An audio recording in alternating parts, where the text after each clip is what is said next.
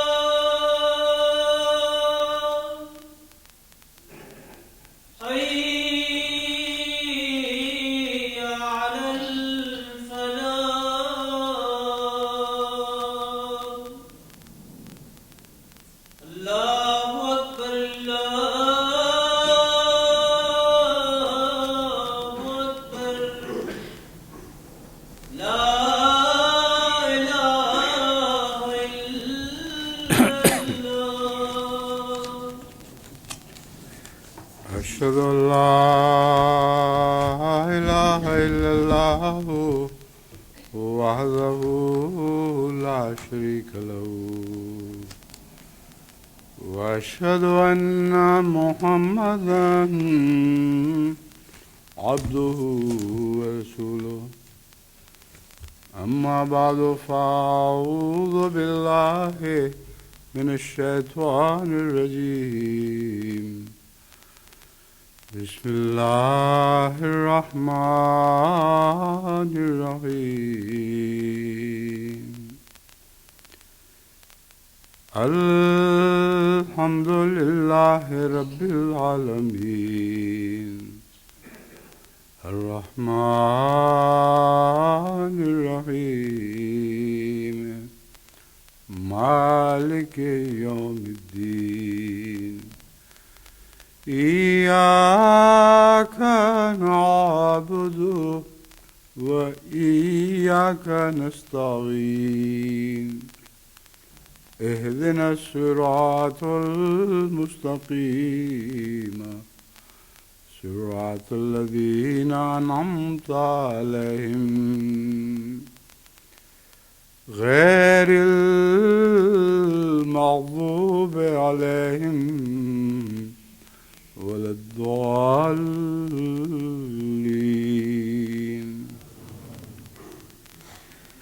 يا أيها الذين آمنوا لا تخونوا الله والرسول وتخونوا أماناتكم وأنتم تعلمون.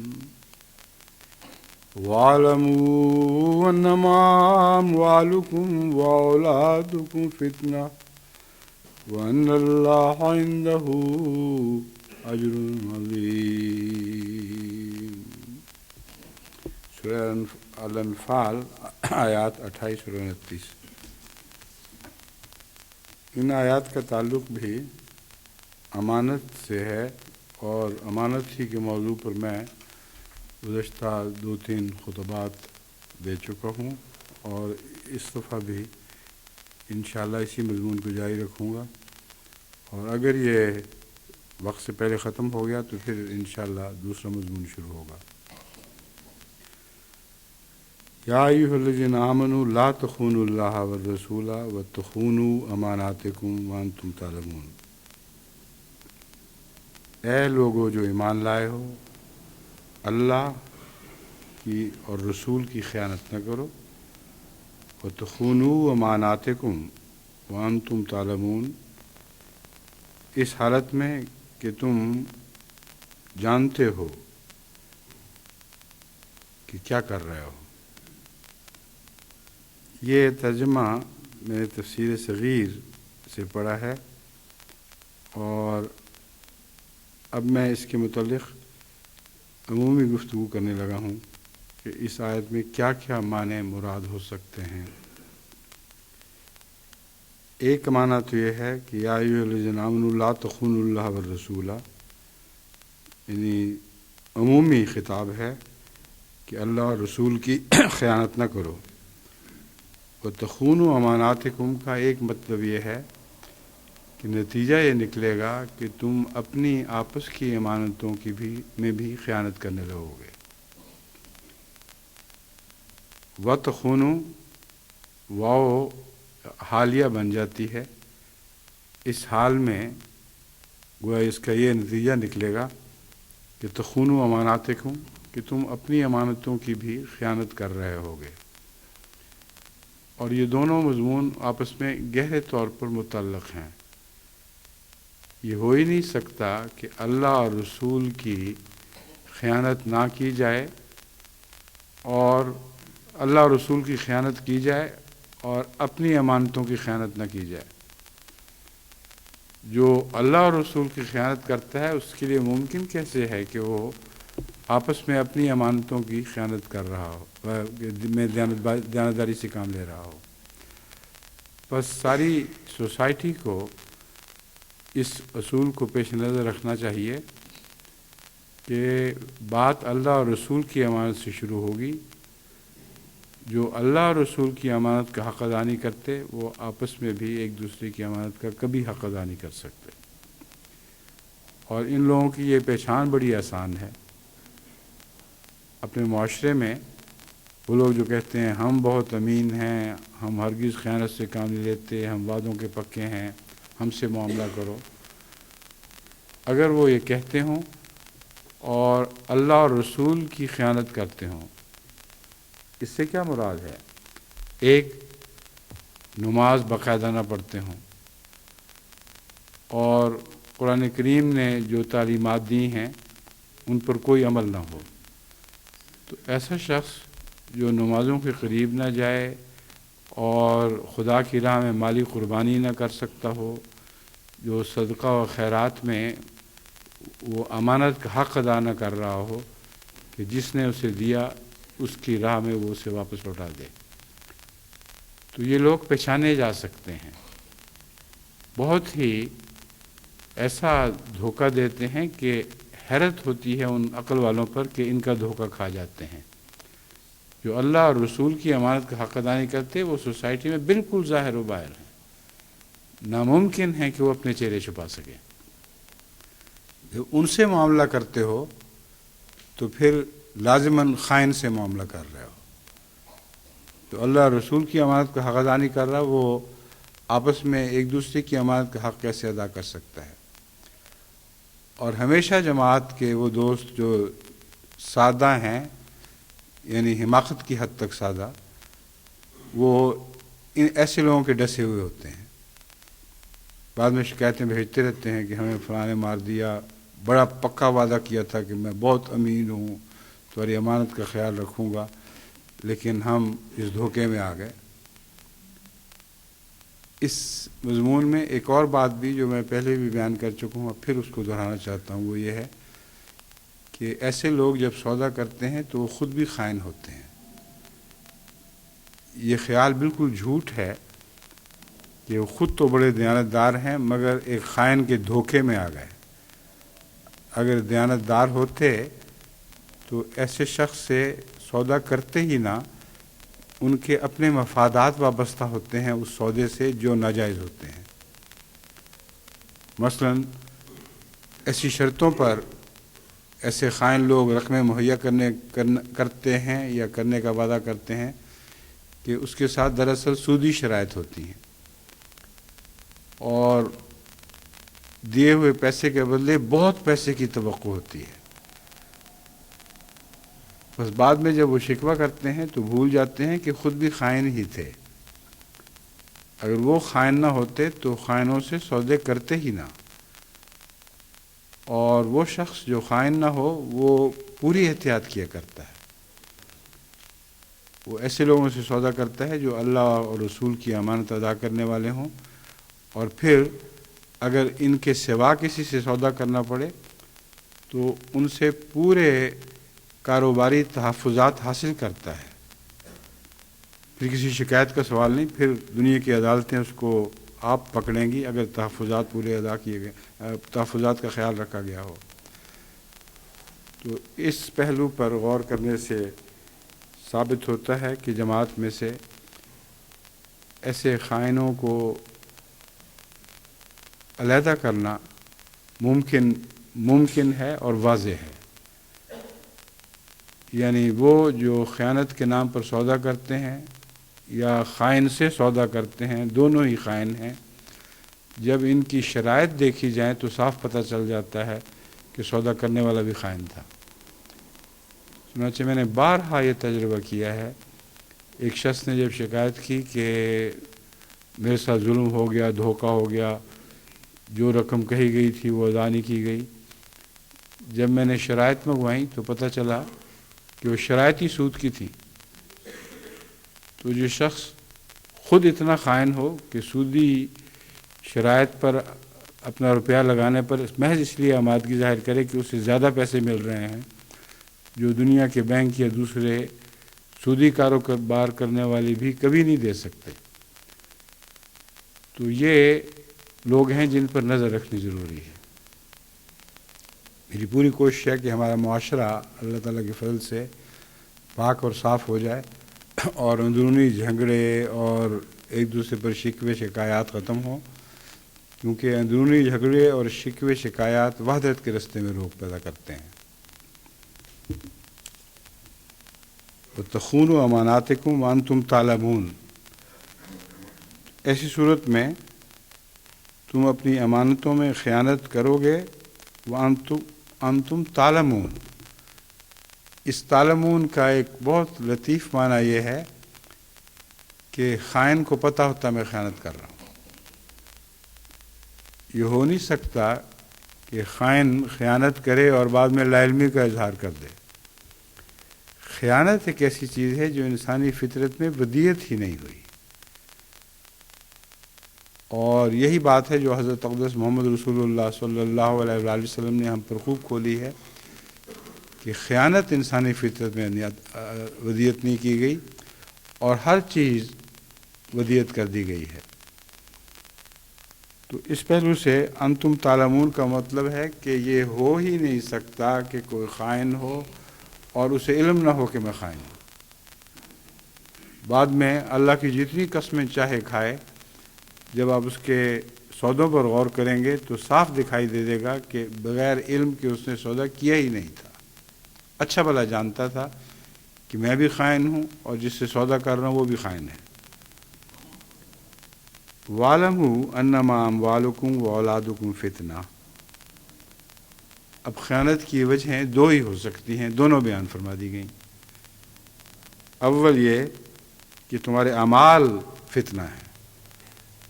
تم جب اعمال کو بڑھانے کی کوشش کرو گے اور ناجائز طریق پر بڑھانے کی کوشش کرو گے تو یہ فتنہ ہے.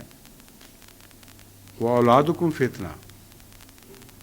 اور بعض دفعہ اولاد کی خاطر، محض اپنی ذات کی خاطر نہیں بلکہ اولاد کی خاطر بددیانتیاں کی جاتی ہیں، عہد توڑے جاتے ہیں.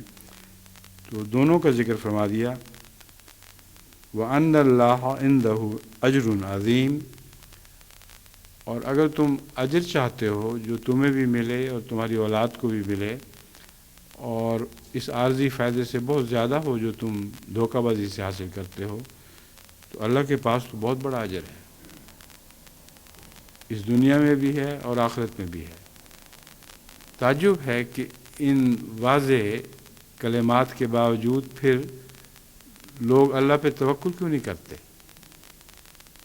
جب اللہ خیانت کے خلاف تعلیم دے رہا ہے تو خود کیسے خائن ہو سکتا ہے؟ جب عہد شکنی کے خلاف تعلیم دے رہا ہے تو خود عہد شکن کیسے ہو سکتا ہے؟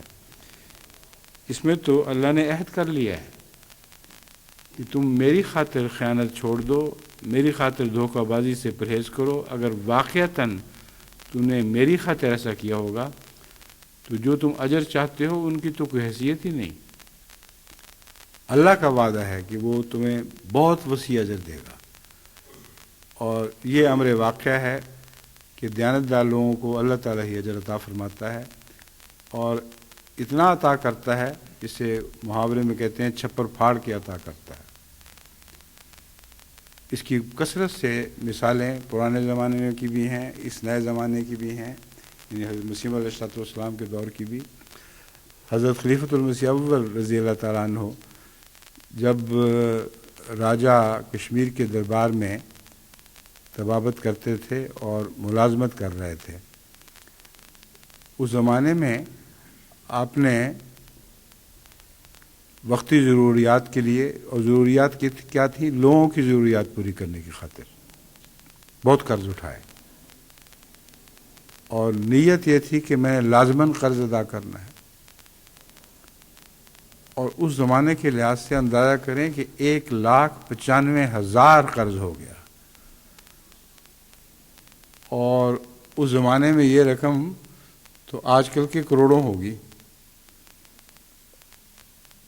اور آپ سادہ زندگی، اپنی ذات پہ بالکل معمولی خرچ. تو یہ بات اس سے قطعی طور پر ظاہر ہوتی ہے کہ آپ نے لوگوں کی ضرورتیں پوری کرنے کی خاطر محض اللہ کی رضا کے لیے قرض اٹھائے، اور چونکہ نیت تھی کہ میں نے لازماً قرض ادا کرنا ہے اس لیے توکل بھی ساتھ تھا. اب اجر عظیم کا قصہ سنیں ذرا.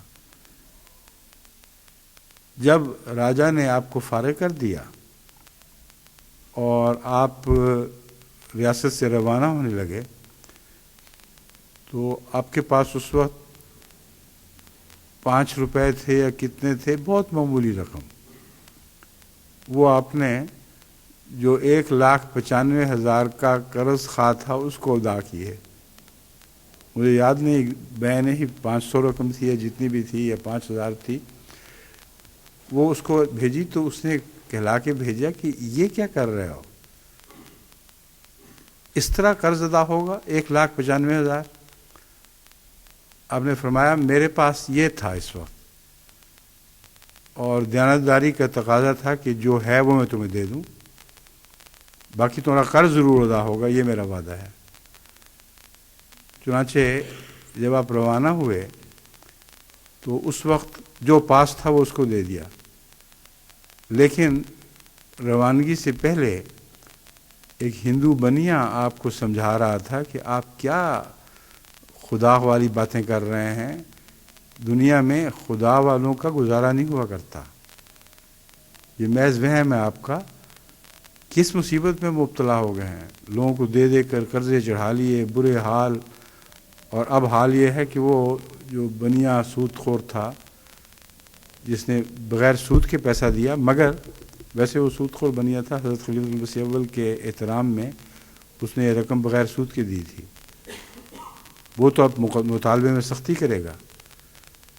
اس کے بیٹھے بیٹھے اس بنیا کا پیغام آیا جس نے اعتراض کیا تھا کہ آپ یہ کیا رقم بھیج رہے ہیں، کہ آپ جا رہے ہیں، اگر کچھ اور ضرورت ہو تو میں حاضر ہوں. امین کی نیکی کا اثر ہوتا ہے، اور اتنا گہرا اثر ہوتا ہے کہ جس نے قرضہ لینا ہے وہ بھی احترام کرتا ہے. اس پر وہ بنیا نے بولنا شروع کر دیا، یہ لوگ تو پاگل ہو گئے ہیں، میرا خیال تھا یہ پکڑائے گا، جیل بھیجے گا، وہ الٹا جانے سے پہلے کہہ رہا ہے کہ کچھ اور بھی لے لو مجھ سے. اور بیٹھے بیٹھے ایک اور آدمی آ گیا، اس نے اپنی خدمات آپ کے سامنے پیش کر دیں.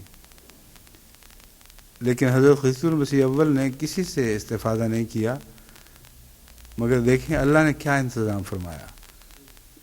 جب آپ چلے گئے تو ایک بہت بڑے لکڑی کے کاروبار کا جنگل کا ٹھیکہ تھا، اس ٹھیکے میں بہت بڑھ بڑھ کر بولیاں دینے والے موجود تھے. راجا نے یہ فیصلہ کیا کہ میں اس شخص کو یہ ٹھیکہ دوں گا جو نصف حصہ حکیم نور الدین کا اس میں رکھے. وہ جانتا تھا کہ جتنے دیر رہے ہیں نہایت امانت سے اور دیانتداری سے رہے ہیں، اس لیے اس غریب کے پاس کچھ بھی نہیں ہوگا. یہ اس نے ٹھیکے کی شرط کر لی. اب یہ بھی اللہ کے سوا کون اس کے دل میں ڈال سکتا تھا. اور ٹھیکے کی جو نصف رقم حضرت خلیفۃ المسیح اول کے ہاتھ آئی 1,95,000 روپے تھی.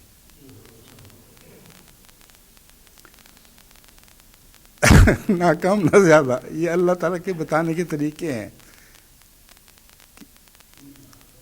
اے میرے بندے، تو نے مجھ پہ توکل کیا تھا، میں تمہیں دکھا رہا ہوں کہ اس طرح توکل کرنے والوں کو میں جزا دیا کرتا ہوں، اور اس کو کہتے ہیں اجر عظیم. اب دیکھیں، دوبارہ پھر اگلے سال اس کو ہی ٹھیکہ ملا اور اسی شرط کے ساتھ. جب اس نے وہ رقم جو تقریباً اتنی یا شاید اس سے زیادہ تھی حضرت خلیفۃ المسیح اول کو بھجوانے کے لیے ان کو لکھا، تو آپ نے کہا یہ تو میری نہیں ہے، میری جتنی تھی وہ مجھے مل گئی اور مجھے کوئی حرص نہیں ہے، اس لیے بقیہ منافع اپنے پاس ہی رکھو. یہ سودے ہیں جو امانت کے سودے ہیں، دیانت کے سودے ہیں، اللہ کے عہدوں کا پاس رکھنے والوں کے سودے ہیں. اس پر اللہ کیسے اپنے وعدوں میں خیانت کر سکتا ہے، اپنے وعدوں سے پھر سکتا ہے؟ فرمایا وَأَنَّ اللَّهَ عِندَهُ أَجْرٌ عَظِيمٌ. کہ یہ لوگ سن لیں اور یاد رکھیں کہ اگر اولاد اور اموال کی پرواہ نہیں کریں گے اور خالصتاً اللہ کے لیے دیانت اور امانت پر قائم رہیں گے تو اللہ بہت بڑے اجر والا ہے. اور وہ اجر جو آخرت میں ملنا ہے وہ اس کے علاوہ ہے، اس کا حساب کتاب ہی کوئی نہیں. یہ دنیا کے اجر کی باتیں کر رہا ہوں، لیکن بہت سے لوگوں سے یہ سلوک دکھائی نہیں دیتا. اس کا یہ مطلب نہیں ہے کہ غلط بات ہے. جن لوگوں کے ساتھ یہ سلوک نہ ہو رہا ہو وہ اپنے دل کی چھان بین کریں، اپنی نیتوں کو کھنگالیں، کیونکہ لازماً اللہ کی بات درست ہے اور ان کا جائزہ غلط ہے. میرے علم میں ایسے احمدی دوست ہیں جو بین ہی اس نصیحت پر عمل کرتے ہیں اور ان کے ساتھ اللہ کا بالکل یہی معاملہ ہے. کبھی بھی ضرورت کے وقت اللہ تعالیٰ نے ان سے بے اعتنائی نہیں کی. ہمیشہ ان کی ضرورتیں پوری ہوئی ہیں اور ہمیشہ غیب سے پوری ہوئی ہیں، اور اسی رنگ میں پوری ہوئی ہیں کہ بین ہی جتنی ضرورت تھی اتنی ہی ان کو عطا کی گئی، تاکہ ان کو معلوم ہو جائے کہ اللہ کی طرف سے عطا ہے. تو یہی امانت کا مضمون ہے جس کو میں حضرت حذیفہ کی ایک روایت کے حوالے سے بیان کر رہا تھا، اور اس کا آخری حصہ رہ گیا تھا، یعنی ان کا تبصرہ. اب میں وہیں سے اس مضمون کو اٹھاتا ہوں. حضرت حذیفہ یہ بیان کرتے ہیں، یہ صحیح بخاری کتاب الرقاق سے روایت لی گئی ہے. آخر پر کہتے ہیں کہ مجھ پر ایک زمانہ ایسا آیا کہ میں تم میں سے کسی کے ساتھ بھی لین دین کے معاملے میں پرواہ نہیں کیا کرتا تھا. رسول اللہ صلی اللہ علیہ وسلم کا زمانہ اور خلفائے راشدین کا وہ زمانہ جس میں اسلامی نظام فی الحقیقت جاری تھا. فرماتے ہیں مجھ پر ایک ایسا زمانہ آیا کہ میں تم میں سے کسی کے ساتھ بھی لین دین کے معاملے میں پرواہ نہیں کرتا. مجھے چھان بین کی ضرورت ہی کوئی نہیں تھی. اگر وہ مسلمان ہوتا تو اسلام اس سے میرا حق دلوا دیتا، یعنی جو اسلام نافذ تھا اس وقت وہ حقیقی اسلام تھا، رسول اللہ صلی اللہ علیہ وسلم کا اسلام تھا جس میں خائن کے لیے کوئی جگہ نہیں ہے.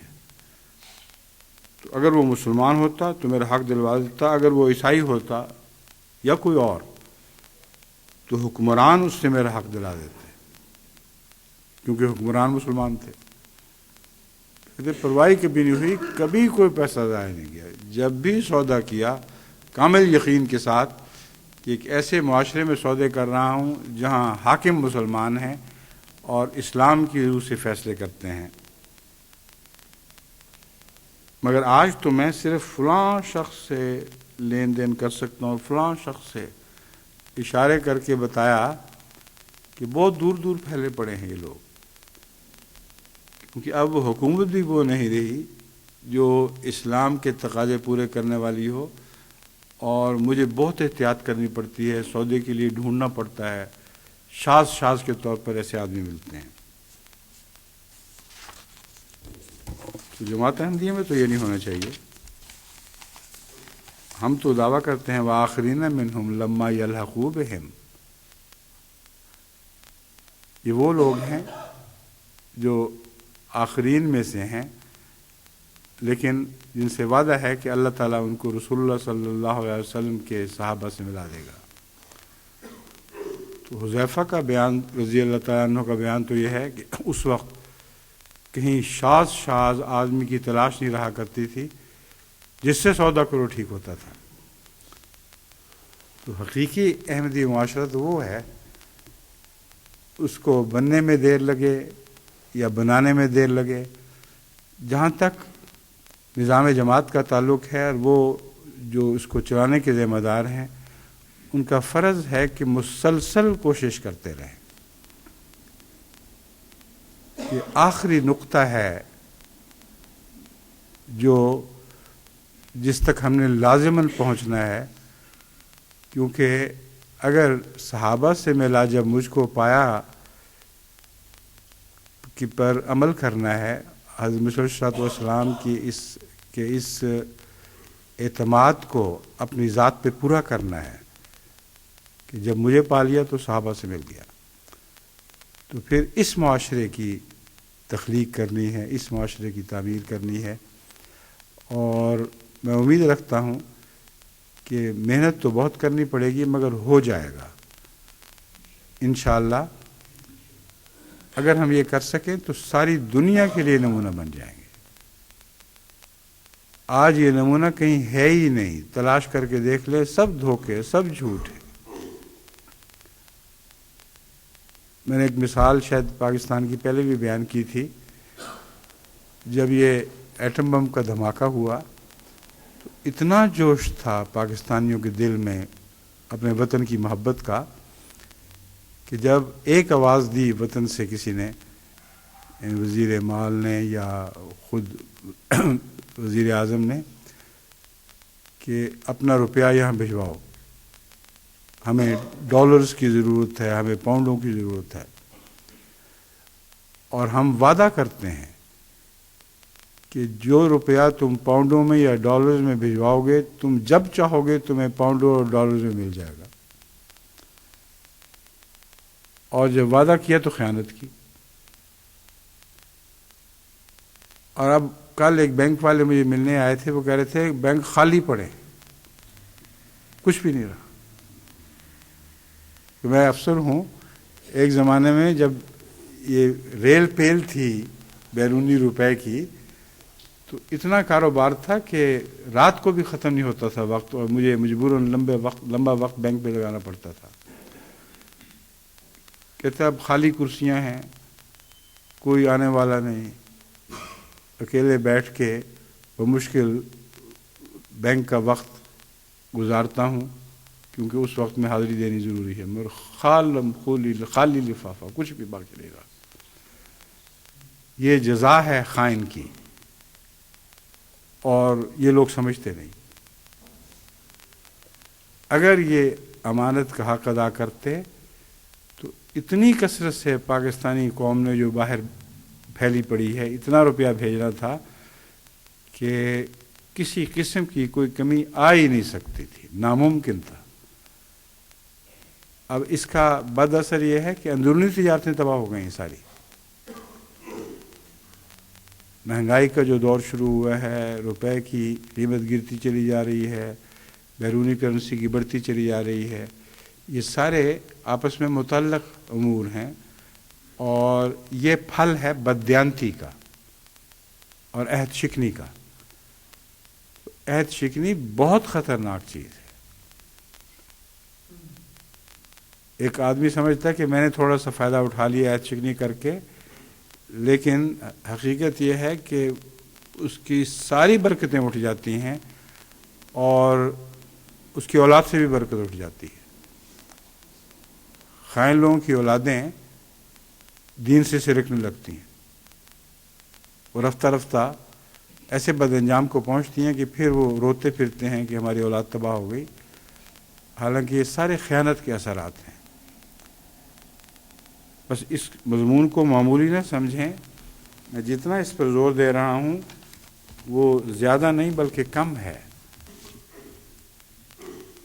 یہ تو ایسا سلسلہ ہے جس پر کئی سال لگ سکتے ہیں اسی مضمون پر، مگر میں نے سوچا ہے کہ وقتاً فوقتاً کچھ وقفہ دے دے کر پھر دوبارہ اسی مضمون کی طرف لوٹوں گا. مسند احمد بن حنبل سے ایک روایت لی گئی ہے. حضرت سفیان بن اسید حضرمی سے روایت ہے کہ میں نے رسول اللہ صلی اللہ علیہ وسلم کو فرماتے ہوئے سنا کہ یہ بہت بڑی خیانت ہے کہ تو اپنے بھائی کو ایک بات سنائے جس میں وہ تمہیں سچا سمجھے مگر تو اس میں جھوٹا ہو. یہ بہت احتیاط کی ضرورت ہے. غالباً میں پہلے بھی اس مضمون کو بیان کر چکا ہوں ایک دوسری حدیث کے حوالے سے کہ بات کریں تو دیکھیں کہ آپ کو وہ سچا سمجھ رہا ہے کہ نہیں. اگر سچا سمجھ رہا ہے اور آپ سچے نہ ہوں تو اس جھوٹ کا سارا وبال آپ کی جان پہ آ جائے گا. بعض لوگ غلطی سے یا عادتاً مبالغہ آمیزی سے بات کرتے ہیں اور اپنی طرف سے زیب داستان کے لیے بڑھا بھی دیتے ہیں، لیکن جو ان میں سے تقویٰ شعار ہیں ان کے منہ سے ایسی باتیں نکل تو جاتی ہیں مگر وہ مجلس برخاست کرنے سے پہلے بتا دیا کرتے ہیں کہ مجھے لگتا ہے کہ تم اس کے ظاہر پر بھی ایمان لے آئے ہو. میں تو لطیفے کے رنگ میں یہ بات کر رہا تھا مگر اگر تم مان گئے ہو تو یہ غلط ہے، یہ کہانی سی ہے، اس سے زیادہ اس کی کوئی حیثیت نہیں. اگر اس طرح وضاحت کر دیں تو پھر وہ جھوٹ نہیں ہوگا، کیونکہ اس حدیث میں یہ ہے جس میں وہ تجھے سچا سمجھے. اگر بھائی سچا سمجھ رہا ہے وہ بات نہ ہو تب یہ جھوٹا بنتا ہے، اور اگر بھائی جھوٹا ہی سمجھ رہا ہے تو یہ مسئلہ ہی اور ہے. دنیا میں اکثر سچوں کو جھوٹا ہی کہا گیا ہے اور ان کو جھوٹا ہی سمجھا جاتا ہے. یہ مسئلہ بالکل اور ہے، اس لیے سچا سمجھنے والی بحث ہے صرف. مسند احمد بن حنبل جلد 7 صفحہ 252 مطبوعہ بیروت میں یہ روایت درج ہے. عن ابی امامہ تھا قال قال رسول اللہ صلی اللہ علیہ وسلم. حضرت ابو امامہ رضی اللہ تعالیٰ عنہ سے روایت ہے کہ رسول اللہ صلی اللہ علیہ وآلہ وسلم نے فرمایا مومن ہر قسم کی عادتوں اور خصلتوں پر پیدا کیا جاتا ہے سوائے خیانت اور کذب کے. اب یہ بات تو بالکل واضح ہے کہ جو بچہ فطرت پر پیدا کیا جاتا ہے تو اس کی فطرت میں کذب اور خیانت ہو ہی نہیں سکتے. حضرت مسیح موعود علیہ السلام نے اس مضمون پر بہت ہی گہرائی سے اور لطیف روشنی ڈالی ہے. بچوں کے اپنی ماؤں کے دودھ سے وابستہ ہونے اور غیر ماؤں کو قبول نہ کرنے کا مسئلہ آپ نے اسی حوالے سے چھیڑا ہے. جب ایک ماں اپنا دودھ چھڑا کر جو صحیح صحت والا دودھ ہو دوسری دائی کو دینے کی کوشش کرتی ہے تو بچہ اکثر اسے منہ پھیر لیتا ہے. طرح طرح کے اس کو ہیلے کرنے پڑتے ہیں تاکہ بچہ وہ دوسرا دودھ پی لے. چنانچہ حضرت مسیح موعود علیہ السلام نے اسی امر کو حضرت موسیٰ سے بھی وابستہ فرمایا. دیکھو بچپن سے امین تھا، اس کی فطرت میں امانت تھی. اس نے ہر دوسری دائی کے دودھ پینے سے انکار کر دیا۔ حالانکہ عام طور پر جب بچوں کو ضرورت پڑتی ہے بھوک سے بلبلائیں تو آخر مجبور ہو کر کچھ نہ کچھ ان کو دوسری دائیوں کے دودھ پر بھی منہ مارنا پڑتا ہے۔ مگر حضرت موسیٰ کے متعلق حضرت مسیح علیہ السلام نے اسی روایت سے کے حوالے سے بیان کیا، اسی مضمون کے حوالے سے بیان کیا، امانت کے مضمون کے لحاظ سے۔ یعنی یہ روایت تو بیان نہیں کی جو میں پڑھ رہا ہوں، لیکن اسی مضمون کو قرآنی آیات کے حوالے سے بیان کرتے ہوئے فرمایا کہ امانت فطرت میں ہے اور اس کو بچوں سے بھی سیکھو اور خصوصاً موسیٰ سے سیکھو۔ بچپن سے وہ امین تھا تو خدا نے اس پر امانت کا بوجھ ڈالا۔ بس یہ دیکھیں کتنی لطیف بات ہے، کسی عام انسان کے ذہن میں آ ہی نہیں سکتی۔ ایک عارف باللہ ہے جو اس گہرائی تک اترتا ہے اور پہنچتا ہے اور پھر لوگوں کو دکھاتا ہے۔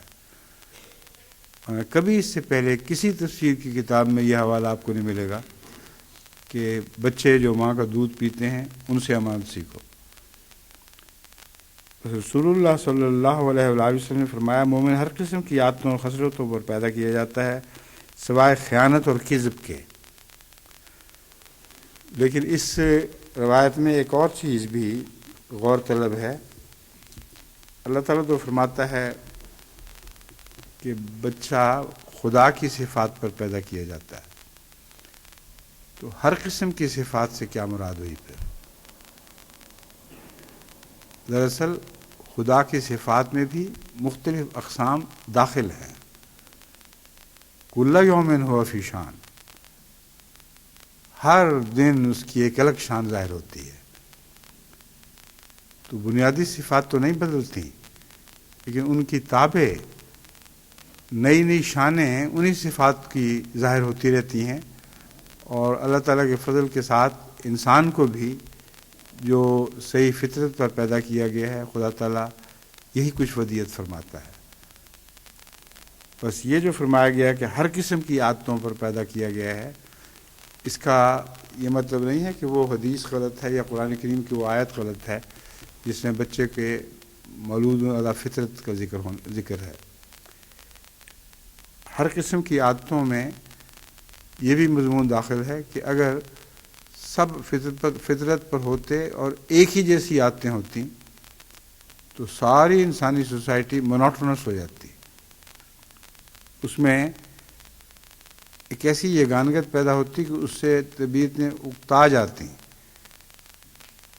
لیکن میں بگڑے ہوں کی بات نہیں کر رہا، وہ تو بگڑ ہی جاتے ہیں، وہ فطرت کو چھوڑ کر ان کے ماں باپ ان کو غلط بناتے ہیں۔ میں ان کی بات نہیں کر رہا، ان کی کر رہا ہوں جو فطرت پر قائم رہتے ہیں، اس کے باوجود ان کے الگ الگ مزاج ہیں۔ بس یہ مراد ہے کہ الگ الگ عادتوں پر پیدا کیا گیا ہے۔ ہم نے بچپن میں وہ دور دیکھا جب قادیان صحابہ سے بھرا پڑا تھا اور ہر صحابی کا الگ مزاج تھا، اس کی الگ الگ عادتیں تھیں اور تھے سارے فطرت پر۔ تو یہ بات بھی اچھی طرح ذہن نشین کر لیں کہ فطرت پر ہونے کا یہ مطلب نہیں ہے کہ سوسائٹی بین ہی ایک دوسرے کے مشابہ ہو جائے۔ ایک دوسرے کے مشابہ تو ہوتی ہے بنیادوں میں، لیکن بین ہی نہیں ہوتی، ان کے اندر مزاج کا فرق ہے۔ چنانچہ اب میں غور کرتا ہوں اور پرانے زمانے کی باتیں یاد کرتا ہوں تو مجھے ایک مثال بھی نظر نہیں آتی کہ دو صحابہ بین ہی ایک جیسے تھے۔ اور لطف کی بات یہ ہے کہ ان کے الگ الگ ہونے میں بھی خدا ہی جھلکتا تھا، اور خدا کی مختلف شانیں ان سے عیاں ہوتی تھیں، اور عجیب دلکشی تھی اس سوسائٹی میں کہ اللہ تعالیٰ کی بے انتہا مختلف شانیں صحابہ میں جلوہ گر تھیں، اور یہ ساری شانیں حضرت صلی اللہ علیہ وآلہ وسلم میں یکجا ہو گئی تھی، اور یہ ساری شانیں آپ کے طفیل حضرت اقدس مسیح موعود علیہ السلام میں بھی یکجا ہو گئی تھیں۔ تو اس شمع سے ہم نے نور حاصل کرنا ہے جس میں خدا کے یہ سارے رنگ پائے جاتے ہیں، اور رنگ جدا جدا ہونے کی بجائے شمع ایک ہی رہتی ہے۔ بس اس چھوٹی سی حدیث میں حضرت اقدس محمد رسول اللہ صلی اللہ علیہ وآلہ وسلم نے بہت گہرے مضمون بیان فرما دیے ہیں کہ مومن ہر قسم کی عادتوں اور خصلتوں پر پیدا کیا جاتا ہے۔ یہ نہ سمجھنا کہ مومن بین ہی ایک دوسرے جیسے ہوتے ہیں، اور صحابہ پر بھی غور کر کے دیکھیں، کوئی صحابی دوسرے سے نہیں ملتا، ہر الگ الگ ہے، ہر ایک کا الگ الگ مزاج اور الگ الگ شان ہے، مگر وہ ساری شانیں حضرت صلی اللہ علیہ وآلہ وسلم نے اخذ کر کے پھر انہوں نے اپنے اپنے برتنوں میں سجا لیں۔ ایک حدیث سنن الترمذی کتاب البر سے لی گئی ہے۔ اس میں حضرت ابو ہریرہ رضی اللہ تعالیٰ عنہ سے مروی ہے کہ رسول کریم صلی اللہ علیہ وسلم نے فرمایا، ایک مسلمان دوسرے مسلمان کا بھائی ہے، وہ نہ اس کی خیانت کرے، نہ اسے جھٹلائے، اور نہ اس کو رسوا کرے۔ اب یہ بات بہت عجیب ہے کہ اسے جھٹلائے نہیں۔ اگر کوئی جھوٹ بولے گا تو اسے جھٹلانا بھی پڑے گا، لیکن اس میں صحابہ کی شان بیان فرمائی گئی ہے۔ فرمایا سچے مومن جو میرے خلق پر مجھ سے خلق سیکھ کر مختلف رنگ اختیار کر گئے ہیں، ان میں جھوٹ تم نہیں دیکھو گے۔ بس ایک نیک انسان دوسرے ایک انسان کو اس لیے جھٹلا دے کہ اس کو تعجب ہو اس بات پر، یہ درست نہیں ہے۔ تو رسول اللہ صلی اللہ علیہ وسلم نے یہ فرمایا نہ اس کی خیانت کرے، نہ اسے جھٹلائے۔ یہ بہت ہی گہری اور عظیم تعلیم ہے، یعنی جھٹلانے کا کوئی سوال ہی نہیں پیدا ہوتا، ہو نہیں سکتا کہ کوئی صحابی کوئی سچا مومن ہو۔ اور یہاں تو اب چونکہ عمومی بات ہے، ایک مسلمان دوسرے مسلمان کا بھائی ہے، یہ آج بھی اطلاق پا رہی ہے، مگر میں صحابہ کی بات اس لیے کہہ رہا ہوں کہ حضرت اقدس محمد رسول اللہ نے صحابہ کو دیکھ کر ان سے یہ نتیجہ اخذ فرمایا ہے، اور تمام وقتوں کے تمام دنیا کے مسلمانوں سے وہی توقع رکھی ہے جو سچی مسلمانی کی نشانیاں تھیں، کہ خیانت نہ کرے اور اسے جھٹلائے نہیں، اور نہ اسے رسوا کرے۔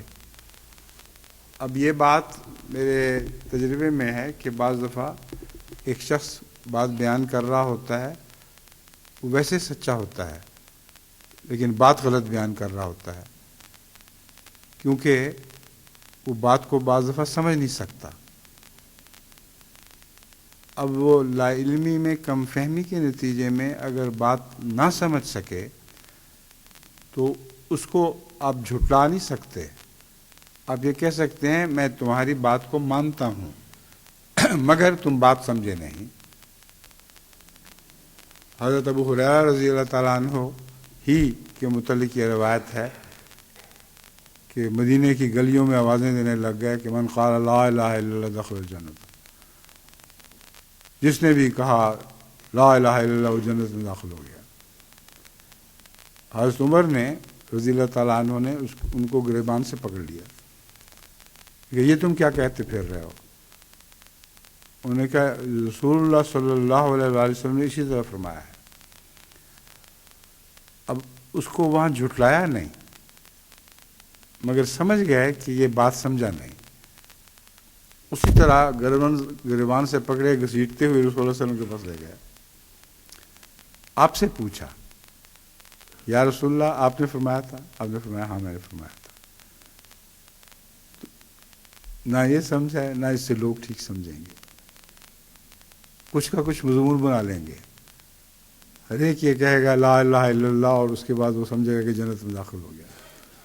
رسول اللہ صلی اللہ علیہ وسلم نے ان کی بات قبول فرما لی، ٹھیک کہتے ہو۔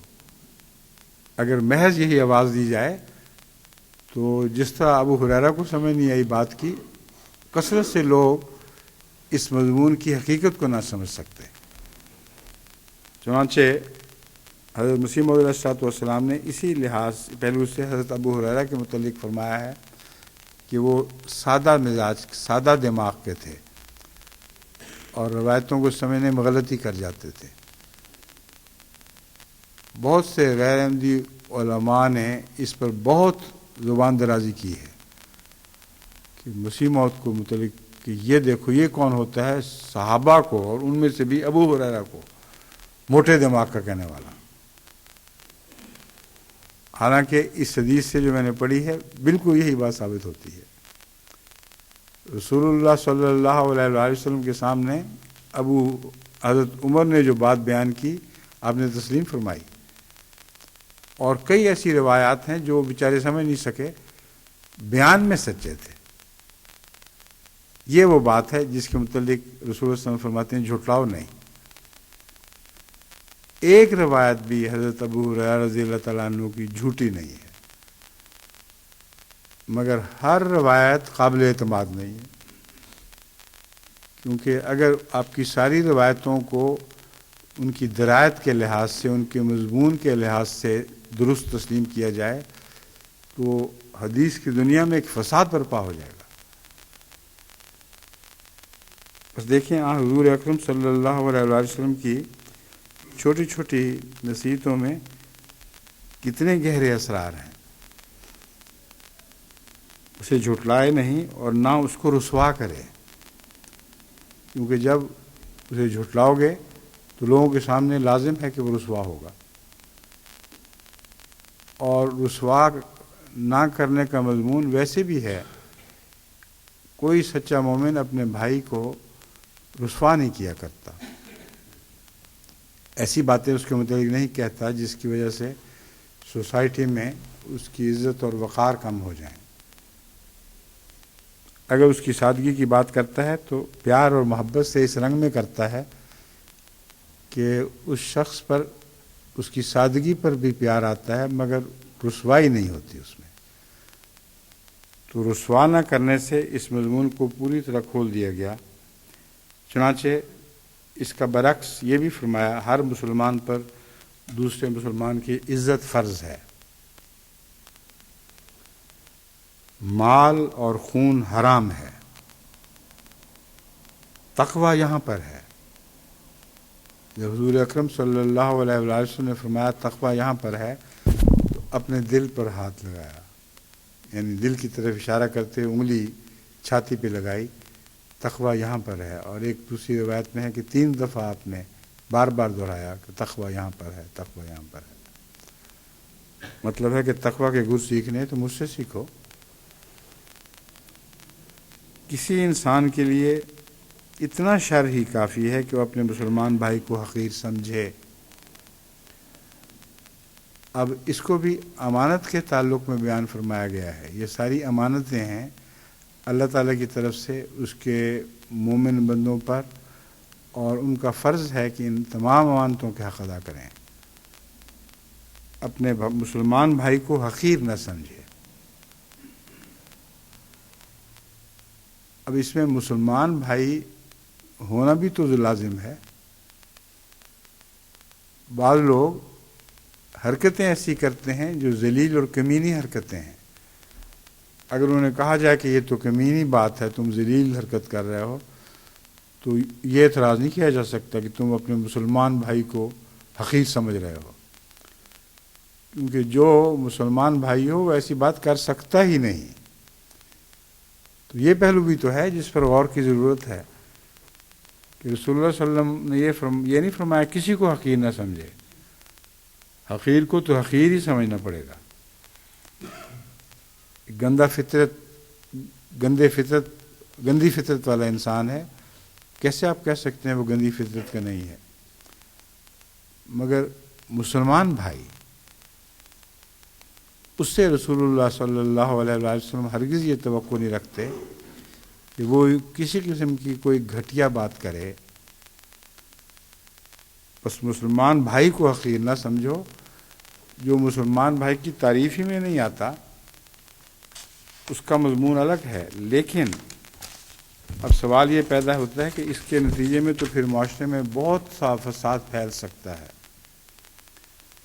یعنی آپ کسی کے متعلق کہیں کہ وہ گھٹیا نظر آتا ہے اور دوسرا کہے کہ تم نے اپنے مسلمان بھائی کو حقیر سمجھا ہے، اب وہ یہ تو نہیں کہہ سکتا کہ میرا فتویٰ درست ہے اور وہ واقعتاً گھٹیا ہے۔ یہ امور فیصلہ کرنا ان لوگوں کا کام ہے جن تک کسی معاملے کی تفصیل پہنچی ہو۔ جہاں تک سوسائٹی کا تعلق ہے اس میں احتیاط لازم ہے، ورنہ ہر شخص یہ کہہ سکتا ہے کہ یہ مسلمان رہا ہی نہیں اس لیے میں اس کو حقیر سمجھتا ہوں، تو ہر شخص کے اسلام کے فتوے جاری ہو جائیں گے اور عملاً ساری سوسائٹی غیر مسلم ہو جائے گی۔ بس اس بات کو خاص طور پر ذہن نشین رکھ لیں کہ حقیر سمجھنا سوسائٹی میں عام عادت کے طور پر اپنانا ظلم ہے۔ اگر آپ اس کو عادت کے طور پر اپنائیں گے تو آپ کے اندر بھی تکبر پیدا ہوگا، اور جس شخص کو آپ ذلیل سمجھ رہے ہیں ہو سکتا ہے وہ اللہ کی نظر میں ذلیل نہ ہو، اور اس طرح آپ خود اللہ کی نظر میں ذلیل ہو جائیں گے۔ تو یہ ساری باریک راہیں ہیں تقویٰ کی۔ جب رسول اللہ صلی اللہ علیہ وسلم فرماتے ہیں تقویٰ یہاں پر ہے، تو واضح ہے کہ یہ ساری تقویٰ کی باریک راہیں ہیں جن کو ہم نے حضرت اقدس محمد رسول اللہ صلی اللہ علیہ وآلہ وسلم سے سیکھنا ہے، اور ان کو باریکی سے نہیں سیکھیں گے تو تقویٰ یہاں پر ہے کہ مضمون کا حق ادا نہیں ہو سکتا، کیونکہ حضرت صلی اللہ علیہ وآلہ وسلم تقویٰ کی باریک ترین راہوں پر سے گزرے ہیں۔ جب آپ سے تقویٰ سیکھنا ہے تو تقویٰ کی لطافتیں سیکھنا لازم ہے، اس کے بغیر ہرگز وہ تقویٰ جو آپ سیکھ رہے ہیں وہ کاملتاً رسول اللہ کی صلی اللہ علیہ وسلم کی غلامی میں سیکھا وہ تقویٰ نہیں ہوگا، بلکہ باریک رستے ہیں جن پر چلنا پڑتا ہے۔ اور میں تو یقین رکھتا ہوں کہ پل صراط دراصل اسی بات کا مظہر ہے، ایک اتنا باریک تار کہ جس کے اوپر چلنا ناممکن دکھائی دیتا ہے، ایک طرف جنت ہے ایک طرف جہنم کی شعلیں ہیں، اور وہ لوگ جو خدا کے نزدیک تقویٰ کی باریک راہوں پر چلتے ہیں ان کو کوئی خوف نہیں۔ تو باریک تار سے مراد یہ نہیں ہے کہ سچ مچ کا کوئی تار کھینچا جائے گا اس پر چلنے کا حکم ہوگا، مراد یہ ہے کہ اس زندگی میں ہی آپ نے اپنا پل صراط بنانا ہے۔ اگر آپ تقویٰ کی باریک راہوں کو سیکھیں گے، غور کریں گے، تو رفتہ رفتہ آپ کو احتیاط سے چلنے کی عادت پڑ جائے گی۔ جو قدم اٹھائیں گے پھونک کر اٹھائیں گے، اور اس صورت میں اگر گرے بھی تو جنت کی طرف گریں گے، جہنم کی طرف نہیں گریں گے۔ بس حضرت اقدس محمد رسول اللہ صلی اللہ علیہ وآلہ وسلم نے جو تقویٰ کی باریک راہیں ہمیں سکھائی ہیں ان پر عمل کیے بغیر ہماری سوسائٹی سدھر سکتی ہی نہیں۔ حضرت مسیح موعود علیہ الصلوۃ والسلام نے اس مضمون پر جو روشنی ڈالی ہے، میں ایک دو اقتباس اس کے پڑھ کے سناتا ہوں، باقی یہ مضمون ابھی ختم نہیں ہو سکا، اس لیے وہ اگلی آیات کا مضمون شروع نہیں ہو سکتا۔ فرمایا پھر چہارم درجہ کے بعد پانچواں درجہ وجود روحانی کا وہ ہے جس کو خدا تعالیٰ نے اس آیت کریمہ میں ذکر فرمایا، والذین هم لاماناتہم وعہدہم راعون۔ وہ لوگ، یعنی ترجمہ حضرت مسیح موعود علیہ الصلوۃ والسلام کے اپنے الفاظ میں، یعنی پانچویں درجے کہ مومن جو چوتھے درجے سے بڑھ گئے، یہ یعنی کے تابع ہیں، تشریحی اور تفسیری ترجمہ ہے، الفاظ نہیں ہیں ترجمے کے۔ یعنی پانچویں درجے کے مومن جو چوتھے درجے سے بڑھ گئے ہیں وہ ہیں جو صرف اپنے نفس میں یہی کمال نہیں رکھتے جو نفس امارہ کی شہوات پر غالب آ گئے ہیں اور اس کے جذبات پر ان کو فتح عظیم حاصل ہو گئی ہے، بلکہ وہ حتی الوسع خدا اور اس کی مخلوق کی تمام امانتوں اور تمام عہدوں کے ہر پہلو کا لحاظ رکھ کر تقوی کی باریک راہوں پر قدم مارنے کی کوشش کرتے ہیں۔ اب یہ تقوی کی باریک راہوں پر قدم مارنے کا ایک نیا مضمون ہے جو مسیح علیہ السلام بیان فرما رہے ہیں۔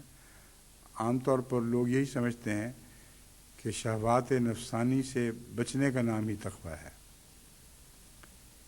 حالانکہ شہوات نفسانی سے بچنے کے بعد انسان اس قابل ہو جاتا ہے کہ تقوی کا مضمون سیکھے، یعنی اس کی باریک راہوں پر چلنا یہ شہوات سے بچنے کے بعد کی بات ہے،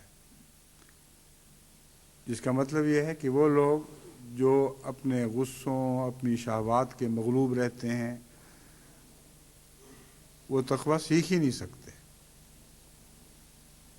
سر دست میں اسی بات پر اکتفا کرتا ہوں، باقی مضمون کو انشاءاللہ بعد میں بیان کروں گا کہ اپنے نفسانی جذبات پر غالب آنا یہ تقوی نہیں ہے، یہ تقوی کی تیاری ہے، کیونکہ وہ لوگ جو نفسانی جذبات پر غالب نہیں آ سکتے، مثلا غصہ ان پر غلبہ پا لیتا ہے، منہ سے بیہودہ باتیں نکل پڑتی ہیں، یا دوسروں کے ساتھ معاملے میں بھی جلد بازی سے کام لیتے ہیں، ان چیزوں سے بچنے کا نام حضرت مسیح علیہ السلام کے نزدیک تقوی نہیں ہے۔ ان سے بچنے کے بعد تقوی کا سفر شروع ہوگا۔ بس میں امید رکھتا ہوں کہ جماعت اللہ تعالیٰ کے فضل و رحم کے ساتھ اپنے آپ کو تقوی کی باریک راہوں پر چلنے کے لیے اس حد تک تیار کر لے گی کہ ابتدائی شرط ضرور پوری ہو جائے۔ وہ ان جذبات اور کئی قسم کی باتیں ہیں جن کی تفصیل میں مجھے جانے کی ضرورت نہیں ہے، مگر آئے دن انسان کا امتحان ہوتا رہتا ہے، آئے دن انسان کو یہ مراحل درپیش ہیں کہ وہ اپنے نفس کے غلبے کے تابع ہی زندگی بسر کر رہا ہوتا ہے۔ جب فیصلہ کرتا ہے نفس کے جوش کے نتیجے میں فیصلہ کرتا ہے، تو اس جوش کو ٹھنڈا کرو، اس جوش کو جو ایک آگ ہے اس کو بجھاؤ۔ اس آگ کو بجھانے کا نام تقوی نہیں ہے، یہ آگ بجھے گی تو پھر آپ کو وہ جنت نصیب ہوگی جو حضرت ابراہیم علیہ السلام کو نصیب ہوئی تھی۔ یعنی آگ گلزار اس طرح بنائی جاتی ہے، پہلے اس کے شعلوں کو ٹھنڈا کر دو، پھر ان میں سے اللہ تعالیٰ کے فضل کے ساتھ پھر وہ گلزار پھوٹے گا جس کا نام تقوی ہے۔ وہ ایک باغ ہے جنت کا جو تقوی کے نتیجے میں نصیب ہوتا ہے۔ اللہ تعالیٰ ہمیں اس کی توفیق عطا فرمائے۔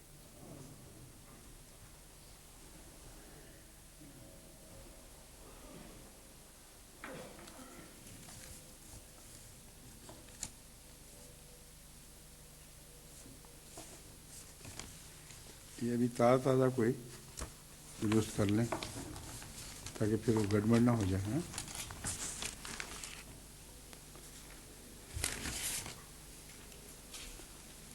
الحمد للہ نحمدہ ونستعینہ ونستغفرہ ونؤمن بہ ونتوکل علیہ ونعوذ باللہ من شرور انفسنا ومن سیئات اعمالنا